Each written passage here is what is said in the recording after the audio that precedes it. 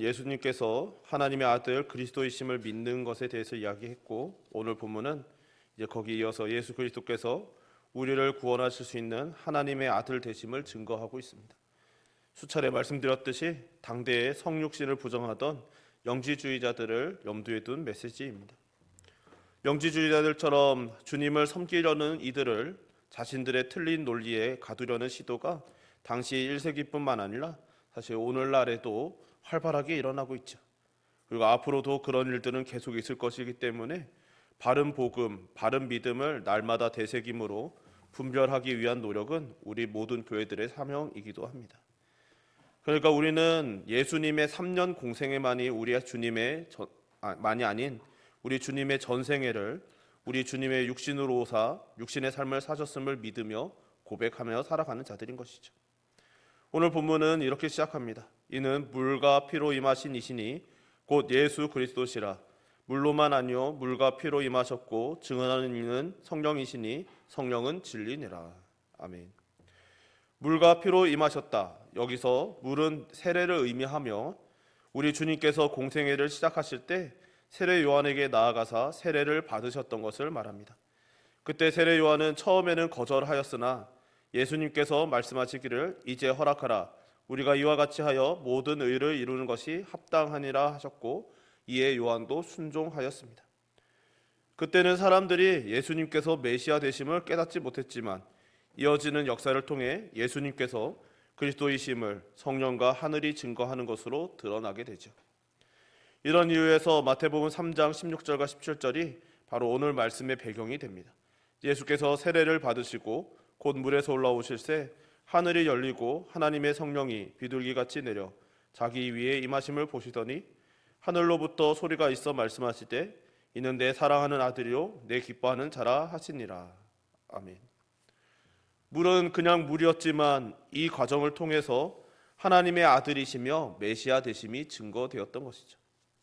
메시아이심을 증거하는 데 먼저 쓰임 받은 도구가 물이었다면 이제 하나님의 독생자로 증거된 그 예수 그리스도께서 십자가에서 대속의 피를 흘리심으로 인류를 죄에서 구원하실 메시아이심을 운명하시던 순간을 목격한 백부장을 통해 선포된 것 또한 우연이 아닌 것이죠.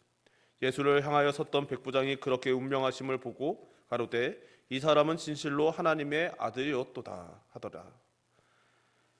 그뿐 아니라 당시 사형 집행을 하던 로마 병사들의 사망 확인을 위한 행동도 이를 증명하는 역사가 되었습니다. 그중 한 군병이 창으로 옆구리를 찌르니 곧 피와 물이 나오더라. 여기 두 번씩이나 물과 피로 또 물과 피로라고 번역된 헬라어의 문장 구조에서도 우리는 흥미로운 점을 볼 수 있는데 앞에 물과 피로는 통하여라는 전치사가 사용되어 있습니다. 우리 번역에는 안 나와 있지만요. 뒤에 물과 피에는 안에 혹은 무엇과 함께라고는 전치사가 사용되었습니다. 그러니까 요한의 물세를 통하여 주님은 드디어 세상에 나타나셨고 십자가의 피 흘리심 속에서 구속을 완성하셨다는 의미를 담은 표현으로 우리는 볼 수 있는 것이죠. 그러니까 단순히 물과 피로가 아니라 여기에 그 증언이 포함되어 있는 것입니다. 이러한 사실을 증언하는 이가 바로 성령이시니 성령은 진리니라라고 6절 하반절은 이야기하죠. 우리 주님께서 성령께서 오시기 전부터 예언하셨고 성령께서는 거짓된 영지주의와는 다르게 거짓이 없으신 진리의 영이심을 증거하신 바 있습니다. 요한복음 14장에 그는 진리의 영이라 세상은 능히 그를 받지 못하나니 이는 그를 보지도 못하고 알지도 못함이라. 그러나 너희는 그를 아나니 그는 너희와 함께 거하시며 또 너희 속에 계시겠습니다. 아멘. 사도 요한의 이 중요한 논점은 밖으로는 물과 피로 모든 사람들에게 증거된 객관적인 사실이 있고 또 안으로는 이것을 받아들이며 수용하는 사람들에게 확신을 주시는 성령님의 주관적인 증거가 함께한다는 것이죠.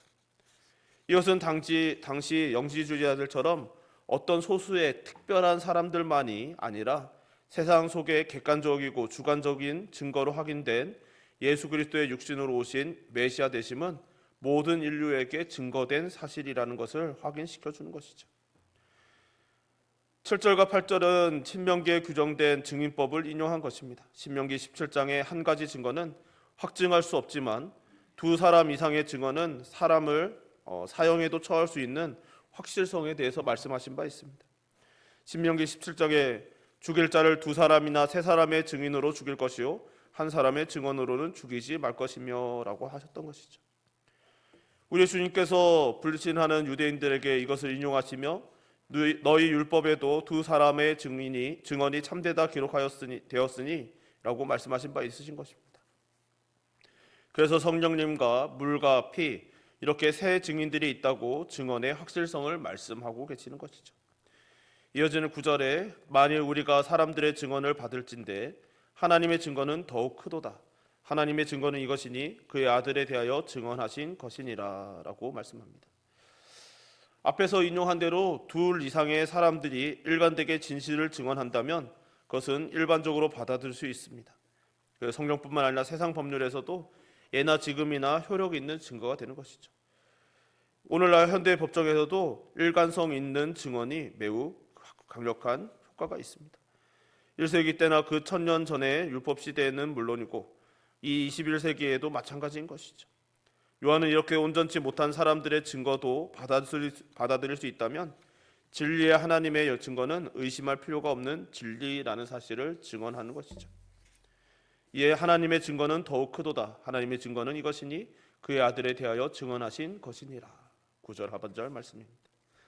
하나님께서 주신 증거는 다른 것이 아니라 요한복음 5장에 내게는 요한의 증거보다 더 큰 증거가 있으니 아버지께서 내게 주사 이루게 하시는 역사 곧 내가 하는 그 역사가 아버지께서 나를 보내신 것을 나를 위하여 증언하는 것이요 라고 주님께서도 친히 증거하셨고, 이어서 너희가 성경에서 영생을 얻는 줄 생각하고 성경을 연구하거니와 이 성경이 곧 내게 대하여 증언하는 것이니라 라고 하나님께서 선지자들을 통하여 기록한 성경 말씀이 이를 더욱 분명히 함을 말씀하셨습니다.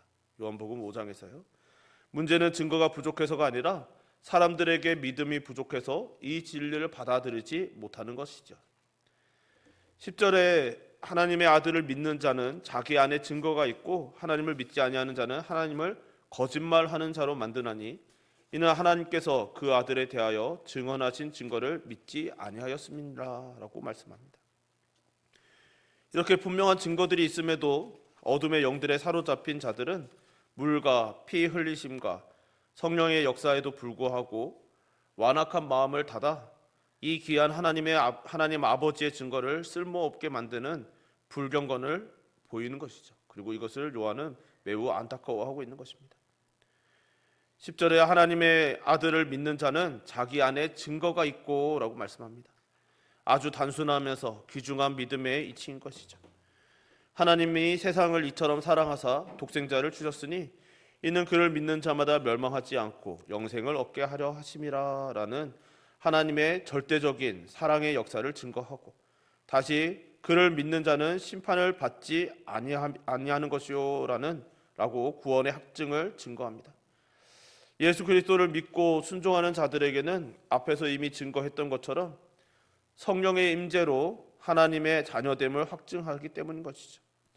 이런 까닭에 아들을 믿는 자는 자기 안에 증거가 있다고 증거합니다. 그러나 하나님을 믿지 아니하는 자는 하나님을 거짓말하는 자로 만드나니라고 함으로써 독생자를 믿지 않음이 그를 세상의 구세주로 보내주신 아버지를 믿지 못하는 것이기 때문에 진리의 하나님을 결국 거짓말하는 자로 만드는 것이라고 하는 것이죠. 이 역시 앞서 요한복음 3장 18절에서 우리는 확인할 수 있습니다. 믿지 아니하는 자는 하나님의 독생자의 이름을 믿지 아니함으로 벌써 심판을 받은 것입니다. 16절에 이는 그를 믿는 자마다 멸망하지 않고를 불신에다가 적용하면 이는 그를 믿지 아니하는 자마다 멸망당하고라고 전혀 다른 의미로 우리가 받아들일 수 있는 것이죠. 그렇기 때문에 하나님의 사랑의 역사를 없는 것으로 만들어 버림으로 하나님을 거짓말하는 자로 만들고 마는 것으로 표현하는 것입니다. 그렇기에 이는 하나님께서 그 아들에 대하여 증언하신 증거를 믿지 아니하였음이라라는 원인이자 결과가 되어버리는 것이죠. 믿음의 이치는 사실 매우 단순하고 분명합니다.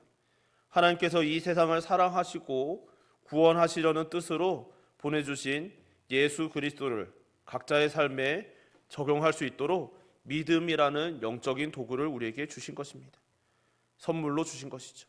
그 선물을 저버린다면 이미 그것은 당연히 이미 형벌의 대상으로 남을 수밖에 없는 것이죠. 그러니까 우리의 존재가 이미 이 땅에서 형벌의 존재로서 형벌을 받으며 살아가는 것이고 이미 당한 존재들인데 그곳에서 벗어날 수 있도록 예수 그리스도를 보내주셨으면 이를 믿을 수 있는 그 선물인 믿음으로 우리가 그것을 받아들여야 하는데 그걸 받아들이지 않으면 이 땅에 형벌의 대상으로 남는 것은 필연이라는 것이죠. 요한복음 3장 18절에 말하고 있는 것처럼 하나님의 독생자의 이름을 믿지 아니함으로 벌써 심판을 받은 것이니라 라는 결과가 나오게 되는 것입니다. 이렇게 하나님의 사랑의 역사는 같지만 거기에 믿음으로 반응하느냐 불신으로 버려두느냐가 각 사람의 영혼을 판가름하는 간격을 만들게 되는 것이죠. 이 약속이 이 세상을 창조하시고 구세주를 보내주신 하나님 아버지의 언약이기 때문입니다. 이어 11절과 12절에서는 믿음으로 하나님의 독생자가 육체로 오심과 구속의 피를 흘리신 것을 자신의 것으로 받아들이는 사람들의 결과를 증거하고 있습니다. 여기서 독특한 것은 영생이나 생명이라는 말이 반복되고 있다는 것이죠. 사실 영생이나 생명이라는 말은 죄인들에겐 사용할 수 없는 말인데 사용하고 있다는 것 자체가 여기에 놀라운 생명과 은혜를 우리에게 드러내고 있는 것이죠.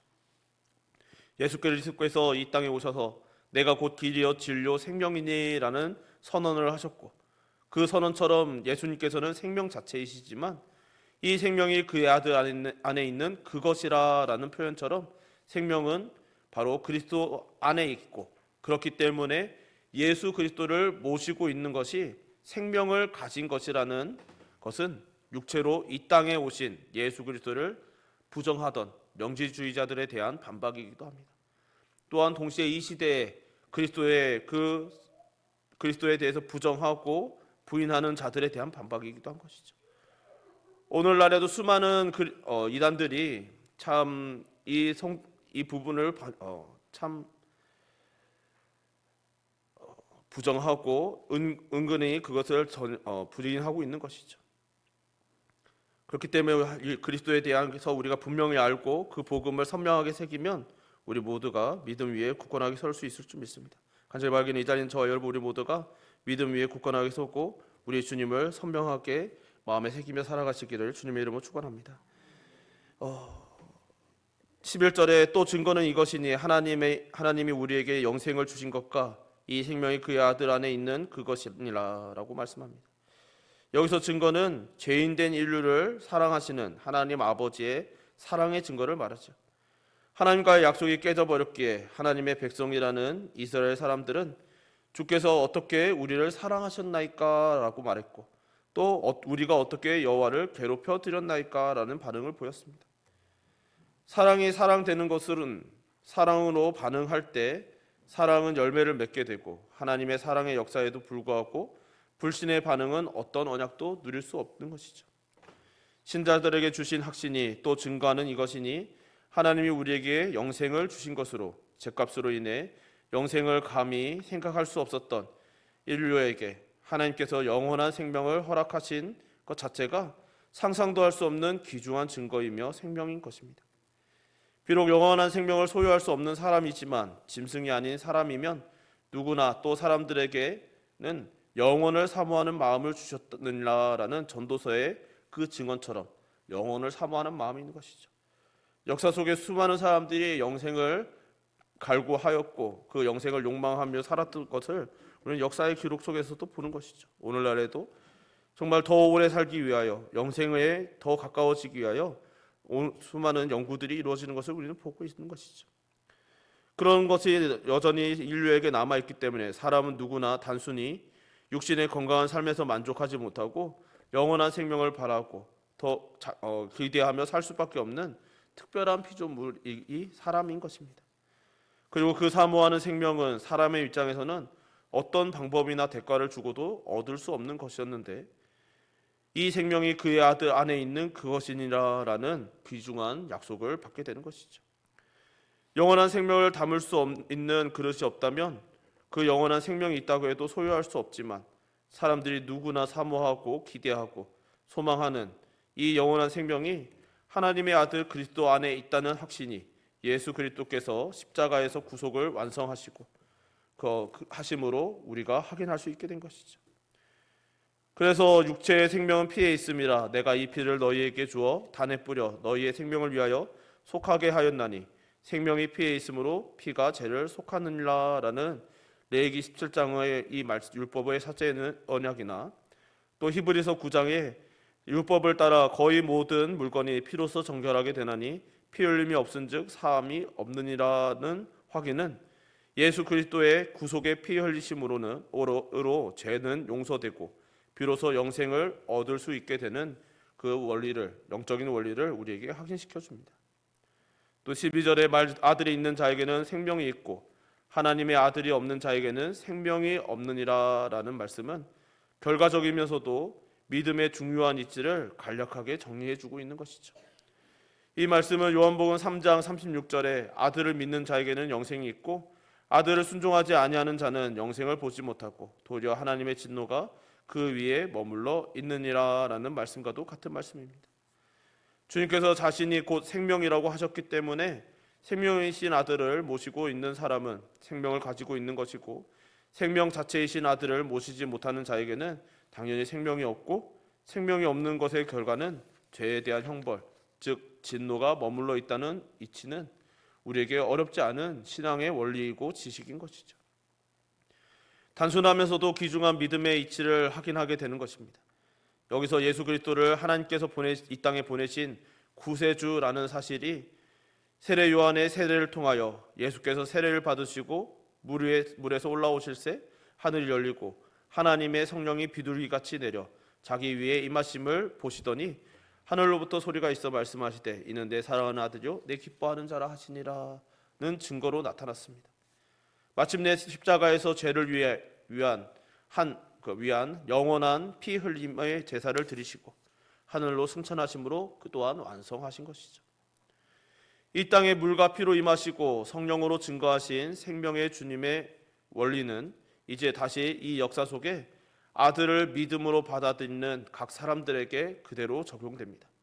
물은 확실히 그리스도 안에서 죽는 세례로 물이 어떤 능력이 있는 것은 아니지만 우리 주님께서 죽고 사는 원리를 직접 증거하시고 또 이 땅에 최초로 교회가 세워지면서 베드로를 통해 증거됩니다. 너희가 회개하여 각각 예수 그리스도의 이름으로 세례를 받고 제사함을 받으라. 그리하면 성령의 선물을 받으리니. 이런 하나님의 명령과 언약 때문에 교회의 시작과 역사 속에 세례를 받지 않고 구원받은 사람은 사도행전 역사 속에 한 사람도 등장하지 않는 것이죠.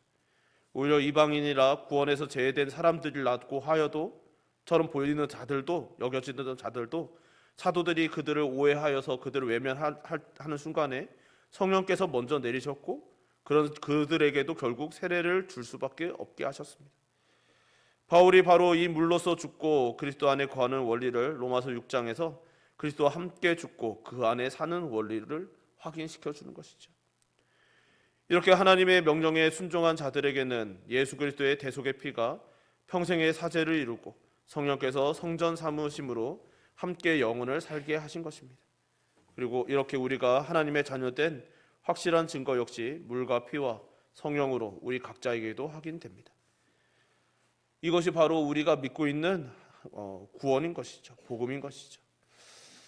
참 복음이라는 것이 우리가 너무나 다 잘 아는 이야기들이고 또 이 복음에 대해서 들으면 참 몰랐던 이야기들은 없으시겠지만 그럼에도 불구하고 서두에서 말씀드렸듯이 이 너무나 당연하고 기본적인 것을 교묘하게 비틀고 당시 영지주의자들도 그렇고 오늘날에 있는 수많은 이단들도 그러하듯이 바로 이 복음을 교묘하게 비틀어서 우리로 하여금 다른 것이 있는 것처럼 다른 믿음으로 우리를 이끌려고 하는 이들이 있음을 우리는 늘 경계해야 하는 것이죠. 그것으로부터 분별하고 우리의 믿음을 보호하고 더 나아가 공동체를 지키는 방법은 언제나 복음을 우리 주 예수 그리스도를 늘 깊이 묵상하고 깨닫고 되새기는 것뿐인 줄 믿습니다. 간절히 바라기는 이 분명하고 확실한 믿음이 이 자리에서나 온라인으로 함께 예배하는 저와 여러분 우리 모두의 확실한 고백이 되고 예배하는 삶이 되시기를 주님의 이름으로 축원합니다.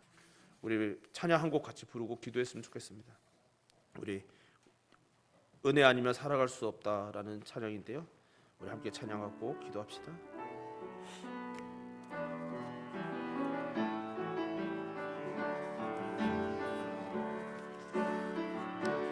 은혜 아니면 살아갈 수가 없네. 호흡마저도 다 주의 것이니 참된 평안과 위로 내게 없어도 예수 오직 예수뿐이네. 크신 계획 다 볼 수도 없고 작은 고난에 지쳐도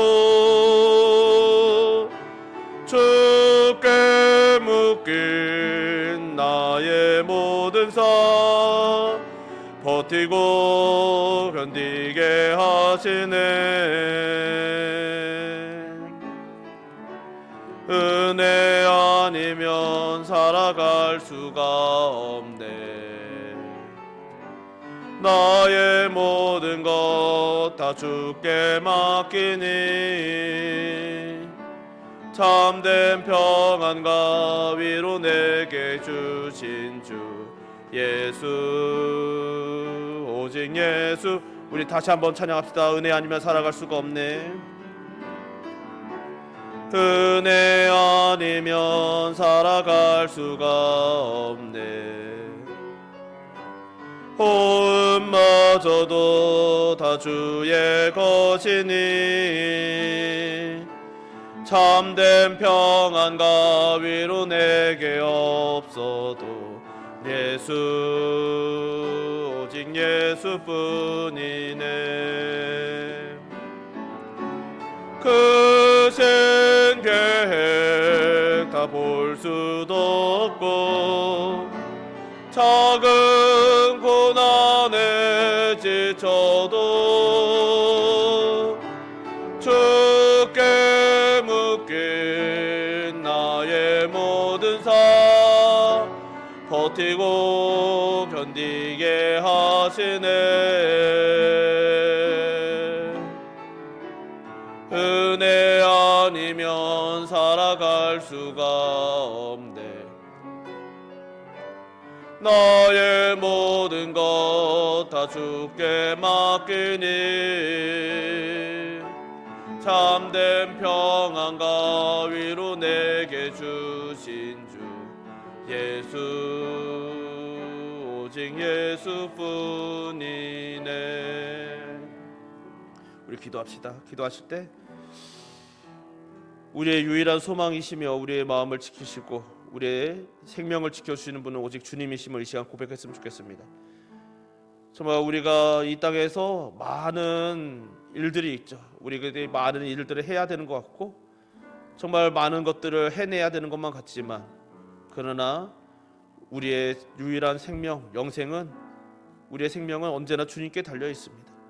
우리의 자녀들도 주의 몸된 교회도 그 모든 것이 다 그러합니다. 이 시간 우리가 기도하실 때 주님 우리가 은혜 없이는 살 수 없습니다. 우리가 숨쉬는 것조차 주의 은혜에 달려 있습니다. 그러니 우리가 내가 해내겠다고 정말 버둥거리며 살아가는 자들이 아니라 하나님의 역사를 하나님의 일하심을 하나님께서 우리를 내버려 두지 않으심을 신뢰하고 이를 위해 우리에게 보내주셨던 우리 주님 우리의 구세주를 기억하며 주님을 찬양하며 주님을 사랑하며 살아가는 죄 백성 되게 해달라고 우리의 믿음을 위하여서 믿음의 여정을 위하여서 우리의 또 삶에 혹시 마음에 근심과 걱정이 있으시고 짐이 있으시다면 이 시간 그것 또한 주님께 맡겨드리며 우리 함께 주여 한번 부르고 기도하겠습니다. 주여 삶을 그냥 부사하신 하나님 아버지 주의 은혜로 주님 앞에 나왔습니다. 주 하나님 아버지 주님 앞에 서면 우리들이 날마다 고백하게 되는 것은 은혜 아니면 살아갈 수 없다는 것입니다. 주 하나님 아버지 세상에서 우리들이 어떻게 살아갑니까? 주 하나님 아버지 세상에서는 우리가 열심히 노력하고 수고하면 주 하나님 아버지 지혜를 얻으면 주 하나님 아버지 여러가지 주의 원리를 깨달으면 우리가 잘 살 수 있다고 말합니다. 주 아버지, 이 세상에 그런 길이 있다고 합니다. 주 아버지, 그러나 주님을 알고 이 세상을 바라보면 그 모든 원리조차 우리를 살릴 수 없음을 되새깁니다. 주 아버지, 정말 일상을 살아가면서도 수많은 위기들이 우리에게 닥쳐오고, 주 아버지, 때로는 우리의 마음을 무너뜨리고, 주 아버지, 우리를 근심케 하며, 주 아버지, 우리로 하여금 주여 큰 낭망 속에 거하게 합니다. 주 아버지, 그럴 때 우리들이 고백하는 것이, 우리들이 바라보며 주 아버지 붙잡는 것이 주 아버지 세상의 것이 아니게 하여 주옵소서.